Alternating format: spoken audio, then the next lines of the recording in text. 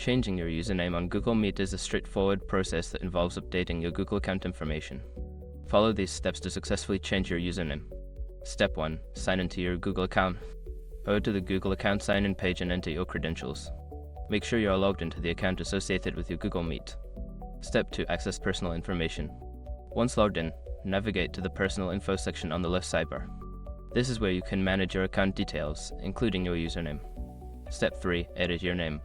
In the profile section, find the option to edit your name. Click on it, and a form will appear allowing you to change your first and last name as needed.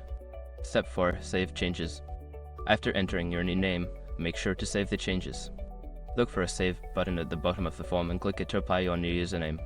Step 5. Check Google Meet. Open Google Meet to verify that your username has been updated. You may need to refresh the page or log out and back in to see the changes reflected. By following these steps, you can easily change your username on Google Meet. If you have any issues, consider checking Google's help resources for further assistance.